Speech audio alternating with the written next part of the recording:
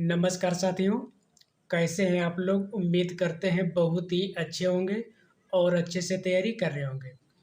यदि आप हिंदी विषय को लेकर के UP TGT, PGT, LT grade या किसी अन्य राज्य की टीजीटी, पीजीटी, नेट, जेआरएफ आदि किसी भी परीक्षा की आप तैयारी कर रहे हैं, तो आज का वीडियो यह आपके लिए बहुत ही महत्वपूर्ण है। वीडियो शुरू करने से पहले आप लोगों से निवेदन है, यदि आपने अभी तक चैनल को सब्सक्राइब नहीं किया है तो कृपया चैनल को सब्सक्राइब जरूर कर लें, क्योंकि हम आपके लिए ऐसे ही महत्वपूर्ण वीडियोस लाते रहेंगे। हिंदी साहित्य, इतिहास, लेखन और आदिकाल। आज हम लोग पढ़ेंगे हिंदी साहित्य, इतिहास, लेखन के बारे में। पहले पढ़ेंगे हिंदी के बारे में। हिंदी फारसी भाषा का शब्द है। हिंदी शब्द की निष्पत्ति कैसे हुई, यानी जो हिंदी है कैसे बनी है। सिंधु से हुई उत्पत्ति हिंदू की, और हिंदू शब्द से उत्पत्ति हुई है हिंद की। हिंद शब्द से उत्पत्ति हुई है हिंदी की। अगला पॉइंट दिया है, हिंदी शब्द का सर्वप्रथम प्रयोग शरफुद्दीन यजदी की पुस्तक जफरनामा में मिलता है। ये सभी पॉइंट्स बहुत ही महत्वपूर्ण हैं और परीक्षाओं में जरूर पूछे जाते हैं। प्रश्न ये भी पूछा जाता है कि हिंदी शब्द किस भाषा का है, तो फारसी भाषा का। प्रश्न ये भी पूछा जाता है कि हिंदी शब्द का सबसे पहले प्रयोग किसने किया, तो हिंदी शब्द का सबसे पहले प्रयोग किया है शरफुद्दीन यजदी ने, और इनकी पुस्तक का नाम है जफरनामा। अगला पॉइंट दिया है साहित्य। अब हम लोग पढ़ेंगे साहित्य के बारे में। साहित्य जन समूह के हृदय का विकास है। यह पंक्ति है पंडित बालकृष्ण भट्ट की। अगला पॉइंट है ज्ञान राशि के संचित कोश का नाम ही साहित्य है। यह पंक्ति है आचार्य महावीर प्रसाद द्विवेदी की। निबंध साहित्य की महत्ता में यह पंक्ति दी है। अब आते हैं अगली पंक्ति पर।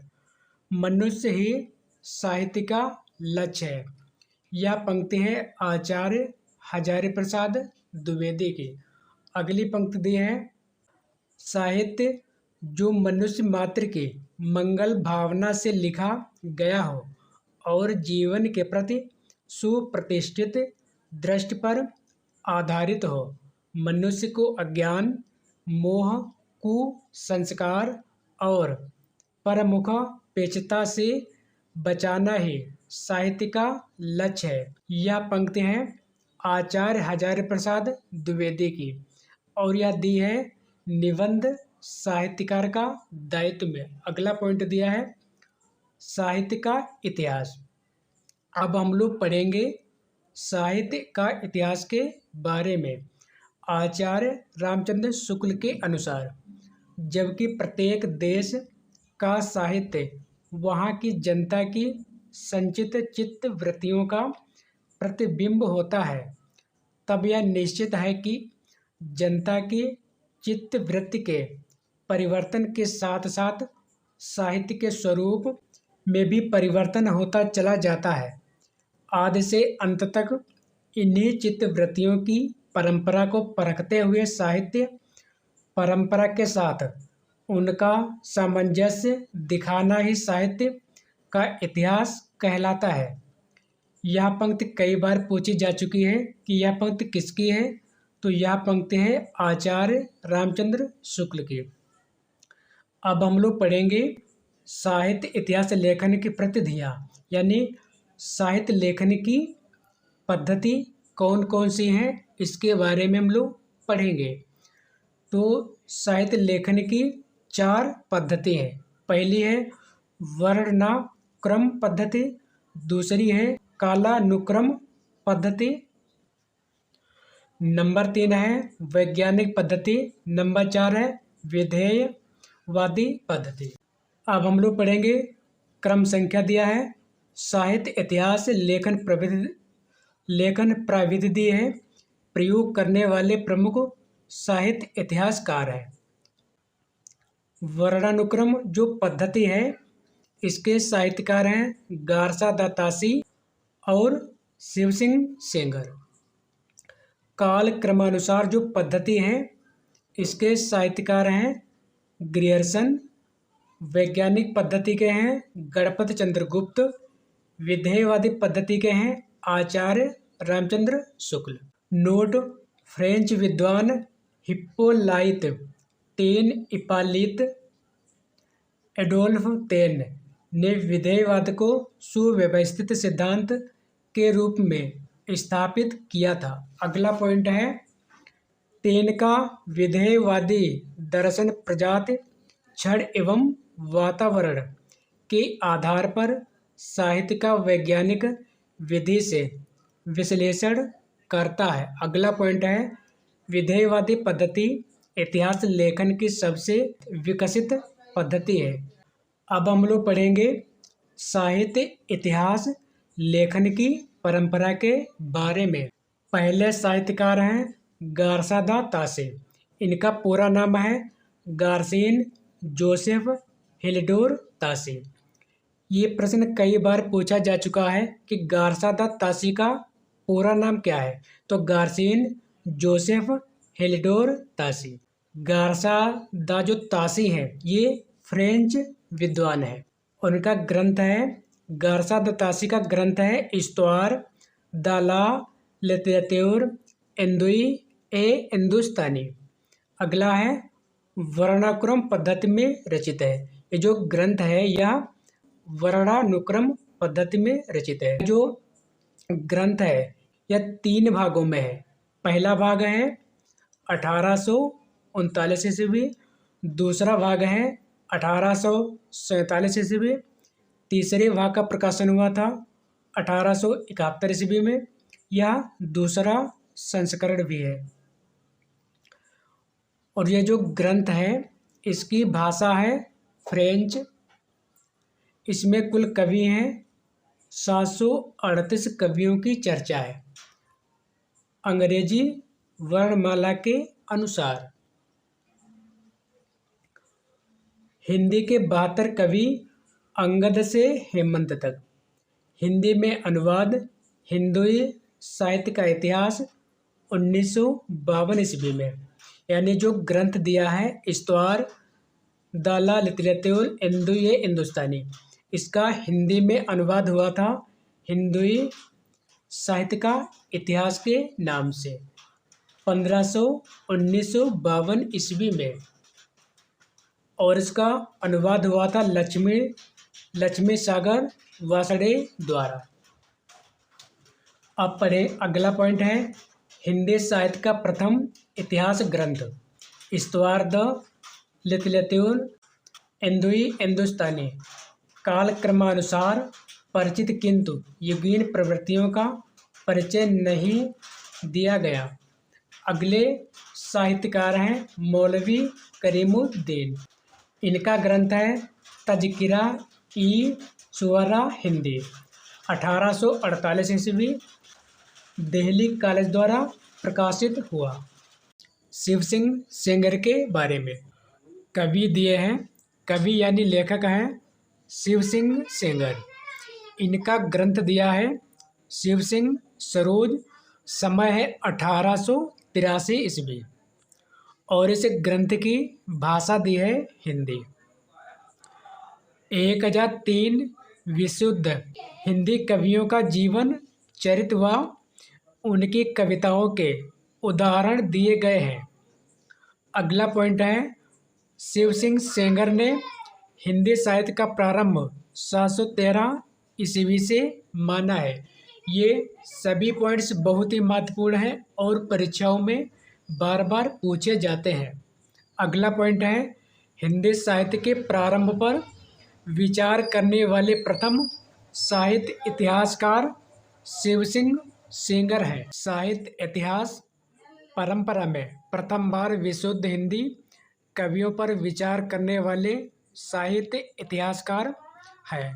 शिव सिंह सेंगर। अगला पॉइंट दिया है, किसी भारतीय द्वारा लिखा गया हिंदी का प्रथम इतिहास ग्रंथ है शिव सिंह सरोज। यह पॉइंट बहुत ही महत्वपूर्ण है और कई बार परीक्षाओं में पूछा गया है। प्रश्न कई बार पूछा गया है, भारतीय द्वारा लिखा गया हिंदी साहित्य का प्रथम इतिहास ग्रंथ कौन सा है? तो शिव सिंह सरोज। नोट, आचार्य रामचंद्र शुक्ल के अनुसार शिव सिंह सरोज का समय है 1833 ईस्वी। अब हम लोग पढ़ेंगे ग्रियर्सन के बारे में। इनका पूरा नाम है जॉर्ज इब्राहिम ग्रियर्सन। ये भी प्रश्न कई बार पूछा गया है। ग्रियर्सन का पूरा नाम क्या है? George Ibrahim Grierson. इनका ग्रंथ दिया है the modern vernacular literature of Hindustan. इसका समय है 1888 ईस्वी और इस ग्रंथ की भाषा है अंग्रेजी। हिंदी में अनुवाद। हिंदी साहित्य का प्रथम इतिहास 1957 ईस्वी में किशोरीलाल गुप्त द्वारा लिखा गया। यानी जो ग्रंथ दिया है the modern vernacular literature of Hindustan, इसका हिंदी में अनुवाद किया गया है 1957 ईस्वी में किशोरीलाल गुप्त द्वारा। अगला पॉइंट दिया है, यह जो ग्रंथ दिया है the modern vernacular literature of Hindustan, इसमें 952 कवियों का उल्लेख है। हिंदी साहित्य का प्रथम वैज्ञानिक इतिहास the modern vernacular literature of Hindustan माना जाता है क्योंकि काल विभाजन व नामकरण का सर्वप्रथम प्रयास इसी ग्रंथ में हुआ है, जो इस प्रकार है। अध्याय 1, हिंदी साहित्य के इतिहास का चारण काल। अध्याय 2, 15वीं सदी का धार्मिक पुनर्जागरण। अध्याय 3, जैसे की प्रेम कविता। अध्याय 4, ब्रज का कृष्ण संप्रदाय। अध्याय 5, मुगल दरबार। अध्याय 6, तुलसीदास।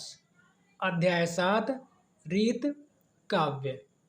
अध्याय 8, तुलसीदास के अन्य परवर्ती। अध्याय 9, 18वीं सदी। अध्याय 10, कंपनी के शासन में हिंदुस्तान। अगला है अध्याय 11, विक्टोरिया के शासन में हिंदुस्तान। अध्याय 12, विविध परिप्रेक्ष्य व अज्ञात कवि।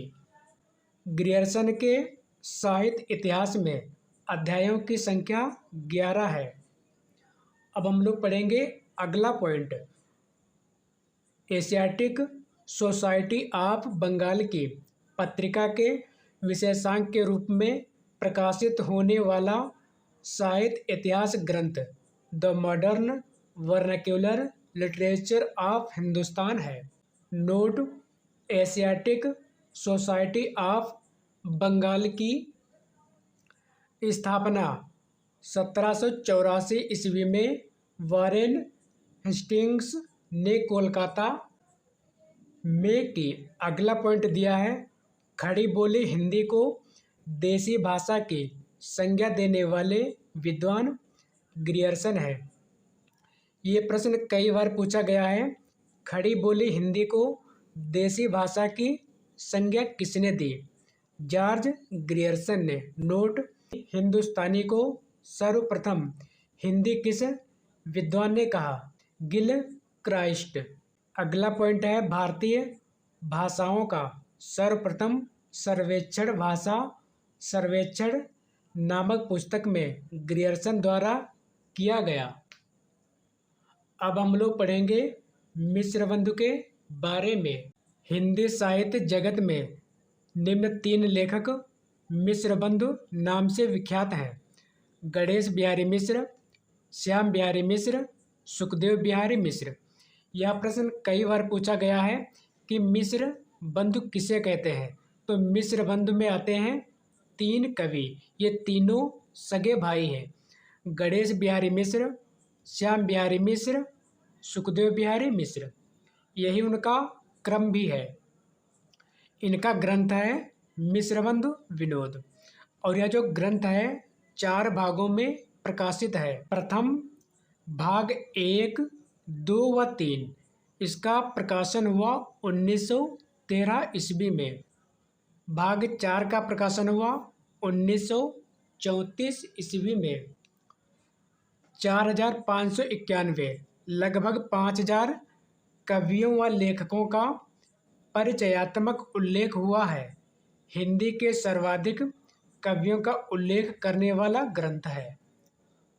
अगला पॉइंट है, रीतकाल के कवियों का परिचय लिखने में आचार्य रामचंद्र शुक्ल ने मिश्रबंधु विनोद से ही विवरण लिए हैं। मिश्र बंधुओं ने हिंदी साहित्य के इतिहास का प्रारंभ 643 ईस्वी से माना है। ग्रियर्सन ने भी हिंदी साहित्य के इतिहास का प्रारंभ 643 ईस्वी से माना है। अगला पॉइंट है, हिंदी के प्रथम गद्यकार गोरखनाथ को माना, पहले कवि के विषय में मौन है। अगला पॉइंट दिया है, रीतिवादी संस्कारों से प्रभावित साहित्य इतिहासकार मिश्र बंधु हैं। यह भी प्रश्न कई बार पूछा गया है कि रीतिवादी संस्कारों से प्रभावित साहित्यकार कौन है, तो मिश्र बंधु। अगला पॉइंट है, मिश्र बंधु पहले ऐसे साहित्य इतिहासकार हैं जिन्होंने साहित्य इतिहास लिखते समय हिंदी भाषा की विकास प्रक्रिया को बराबर ध्यान में रखा है। अब हम लोग पढ़ेंगे मिश्रबंधु विनोद में काल विभाजन व नामकरण के बारे में। नाम यानी काल का नाम, विभाजन यानी जो काल दिया है इसको कितने भागों में बांटा गया है, और समय। प्रारंभिक काल, इसका विभाजन हुआ है 2 भागों में, पूर्व प्रारंभिक काल, उत्तर प्रारंभिक काल। और इसका समय है, जो पूर्व प्रारंभिक काल है इसका समय है संवत 700 विक्रम संवत से 1343 विक्रम संवत तक। अगला है उत्तर प्रारंभिक काल, इसका समय है संवत 1344 से 1444 विक्रम संवत तक। नंबर 2 माध्यमिक काल, इसको भी बांटा गया है 2 भागों में, पूर्व प्रारंभिक काल और प्रौढ़ माध्यमिक काल। पूर्व प्रारंभिक जो काल है इसका समय है संवत 1445 से 1560 विक्रम संवत तक। प्रौढ़ माध्यमिक काल का समय है संवत 1560 से 1680 विक्रम संवत तक। अगला है अलंकृत काल, इसको भी बांटा गया है 2 भागों में, पूर्व अलंकृत काल और उत्तर अलंकृत काल। जो पूर्व अलंकृत काल है इसका समय है संवत 1681 से 1790 विक्रम संवत तक। उत्तर अलंकृत काल का समय है संवत 1791 से 1889 विक्रम संवत तक। नंबर 4 है परिवर्तन काल, इसका समय है संवत 1890 से 1925 विक्रम संवत तक। 5वां है वर्तमान काल, इसका समय है संवत 1926 विक्रम संवत से अब तक। अगला पॉइंट दिया है, इस प्रकार एक कालखंड को 2 उपभागों में बांटने की परिपाटी की शुरुआत करने वाले साहित्य इतिहासकार हैं मिश्र बंधु। नोट, जबकि एक ही कालखंड का दोहरा नामकरण आचार्य रामचंद्र शुक्ल द्वारा किया गया। अब हम लोग पढ़ेंगे मिश्र बंधुओं की अन्य रचनाएं। भारत विनय, यह पद्य रचना है। बूंदी वारिस, यह भी पद्य रचना है। पुष्पांजलि, यह गद्य पद्यमय लेख संग्रह है। नेत्रोन्मीलन हिंदी, नवरत्न। नंबर 1 तुलसीदास, सूरदास, देव, बिहारी, भूषण, मतिराम, केशव, कबीर, चंद्रबरदाई, भारतेंदु बाबू, हरिश्चंद्र कवि शामिल हैं। अब हम लोग पढ़ेंगे मिश्रबंध विनोद के संदर्भ में महत्वपूर्ण कथनांश यानी कथन के अंश। पहला पॉइंट है इतिहासकार का इतिवृत्तात्मक लेखन सबसे पहले मिश्र बंधुओं के मिश्रबंध विनोद में पाया जाता है, डॉक्टर रामकुमार वर्मा के अनुसार। अगला है बड़ा भारी कवि वृत्त संग्रह। यह कथन है आचार्य रामचंद्र शुक्ल का। आचार्य रामचंद्र शुक्ल ने मिश्र बंधुओं को परिश्रमी संकलनकर्ता कहा है। ये सभी पॉइंट्स बहुत ही महत्वपूर्ण हैं, इसलिए वीडियो को पूरा जरूर देखें। अब देखते हैं अगला पॉइंट, मिश्र बंधुओं के संदर्भ में अन्य तथ्य। मिश्र बंधु के प्रिय कवि देव हैं। अगला पॉइंट है देव बड़े या बिहारी विवाद को जन्म देने वाले मिश्र बंधु ही हैं। अगला है अगले कवि यानी लेखक हैं, अगले साहित्यकार हैं आचार्य रामचंद्र शुक्ल। इनका जन्म हुआ 1884 ईस्वी में अगोना गांव में, बस्ती जिला उत्तर प्रदेश में। साहित्य ऐतिहासिक ग्रंथ, इनका ग्रंथ है हिंदी साहित्य का इतिहास। इसका समय है 1929 ईस्वी। इस ग्रंथ का प्रकाशन हुआ है नागरी प्रचारणी सभा से। नोट, हिंदी शब्द सागर की भूमिका के रूप में हिंदी साहित्य का विकास शीर्षक से सन 1929 ईस्वी में प्रकाशित हुआ। हिंदी शब्द सागर, इसका समय है 1918, श्याम सुंदर द्वारा रचित है। अगला पॉइंट दिया है हिंदी साहित्य का इतिहास। इसका समय है 1929 ईस्वी। यह लिखा गया है आचार्य रामचंद्र शुक्ल द्वारा। इतिहास ग्रंथों में कालों के नामकरण का आधार युग प्रवृत्ति रहा है।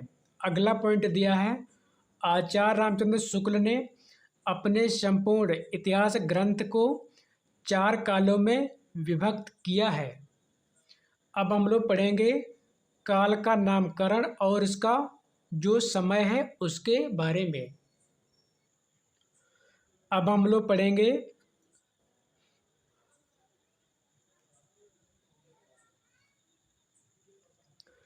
आचार्य रामचंद्र शुक्ल ने अपने संपूर्ण इतिहास ग्रंथ को 4 कालों में विभक्त किया है। काल का नामकरण और समय। पहला है आदिकाल, इसको वीर गाथा काल भी कहा जाता है और इसका समय है संवत 1050 से 1375 तक।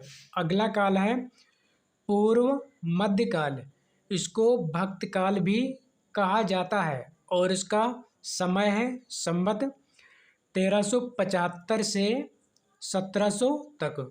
अगला है उत्तर मध्यकाल, इसको रीतकाल भी कहा जाता है और इसका समय है संवत 1700 से 1900 तक। अगला है आधुनिक काल, इसको गद्य काल भी कहा जाता है और इसका समय है 1900 से 1984 तक। आचार्य रामचंद्र शुक्ल ने जिन ग्रंथों को आधार बनाकर अपने साहित्य इतिहास ग्रंथ की रचना की वे निम्न है। नंबर 1 मिश्रबंधु।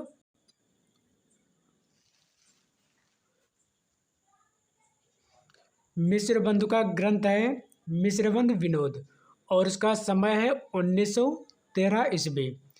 राम नरेश त्रिपाठी, इनका ग्रंथ है कविता कौमुदी, समय है 1917 ईस्वी। के प्रारंभिक 2 भाग। अगले कवि हैं, अगले साहित्यकार हैं श्याम सुंदर दास। इनका ग्रंथ है हिंदी कोविद रत्नमाला। समय है 1909 ईस्वी। अगले लेखक हैं वियोगी हरे। इनका ग्रंथ है ब्रज माधुरी सार। समय है 1923 ईस्वी। अब हम लोग पढ़ेंगे कुछ महत्वपूर्ण तथ्यों के बारे में। हिंदी कोविद रत्नमाला में ब्रज भाषा के कवियों व लेखकों के जीवन वृत्त वर्णित है। अगला पॉइंट दिया है कविता कौमुदी के 8 भाग प्रकाशित हो चुके हैं। अगला पॉइंट दिया है आधुनिक काल के प्रारंभिक प्रकरण लिखने में केदारनाथ पाठक से सहयोग लिया। अगला पॉइंट है आचार्य रामचंद्र शुक्ल ने हिंदी साहित्य का इतिहास में सबसे अंत में जिस बिंदु पर विचार अभिव्यक्त किए हैं वह छायावाद है। यह भी पॉइंट कई बार पूछा जा चुका है। अगला पॉइंट है आचार्य रामचंद्र शुक्ल के विचार काव्य में रसवाद व लोकमंगलवाद के पक्षधर व रहस्यवाद के विरोधी हैं। अगला पॉइंट दिया है आचार्य रामचंद्र शुक्ल के महत्वपूर्ण कथन। अब हम लोग पढ़ेंगे आचार्य रामचंद्र शुक्ल के महत्वपूर्ण कथनों के बारे में। आधुनिक काल में गद्य का आविर्भाव सबसे प्रधान साहित्यिक घटना है। अगला पॉइंट है जिस काल विभाग के भीतर किसी विशेष ढंग की रचनाओं की प्रचुरता दिखाई पड़ी है वही एक अलग काल माना गया है और उनका नामकरण उन्हीं रचनाओं के स्वरूप के अनुसार किया गया है। अगला पॉइंट है प्राकृत पिंगल सूत्र उलटते पलटते हुए हमीर के युद्ध के वर्णन वाले कई बहुत ही ओजस्वी पद छंदों के उदाहरण मिले। मुझे पूर्ण निश्चय हो गया है कि ये पद सारंगधर के प्रसिद्ध हमीर रासों के ही हैं। अगला पॉइंट है कविता इसी जीवन जगत से पैदा होती है और इसी जीवन पर सीधे साधे अपनी विभूति का प्रकाश फैलती है और जो कविता ऐसा करती है वह कविता स्वीकार्य है। अगला पॉइंट है काल विभाजन साहित्यिक प्रवृत्तियों की समानता के आधार पर होना चाहिए। अगले लेखक हैं यानी अगले साहित्यकार हैं आचार्य हजारी प्रसाद द्विवेदी। इनका जन्म हुआ 1907 ईस्वी में दुबे का छपरा में। जिला है बलिया उत्तर प्रदेश। आचार्य हजारी प्रसाद द्विवेदी व्योमकेश शास्त्री के नाम से प्रसिद्ध है। यह प्रश्न कई बार पूछा जा चुका है कि व्योमकेश शास्त्री के नाम से कौन से साहित्यकार प्रसिद्ध है, तो आचार्य हजारी प्रसाद द्विवेदी। अगला पॉइंट है आचार्य हजारी प्रसाद द्विवेदी की आलोचना दृष्टि परंपरा का नैरंतर्य बोध पर आधारित है। आचार्य हजारी प्रसाद द्विवेदी के इतिहास ग्रंथ। अब हम लोग पढ़ेंगे आचार्य हजारी प्रसाद द्विवेदी के कौन कौन से इतिहास ग्रंथ हैं। पहला है हिंदी साहित्य की भूमिका। इसका समय है 1940 ईस्वी। अगला है हिंदी साहित्य का उद्भव और विकास। इसका समय है 1952 ईस्वी। अगला ग्रंथ है हिंदी साहित्य का आदिकाल। समय है 1952 ईस्वी। अब हम लोग पढ़ेंगे हिंदी साहित्य का उद्भव और विकास में काल विभाजन और नामकरण के बारे में। हिंदी साहित्य का उद्भव और विकास।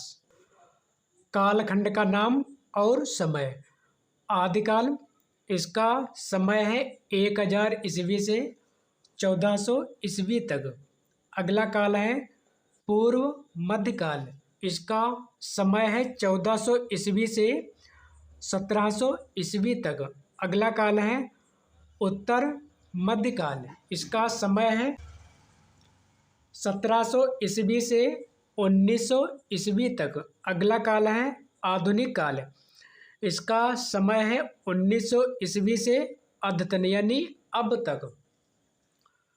काल प्रवृत्ति का निर्णय प्राप्त ग्रंथों की संख्या द्वारा नहीं निर्णीत हो सकता, बल्कि उस काल की मुख्य प्रेरणादायक वस्तु के आधार पर ही हो सकता है। यह कथन है आचार्य हजारी प्रसाद द्विवेदी का।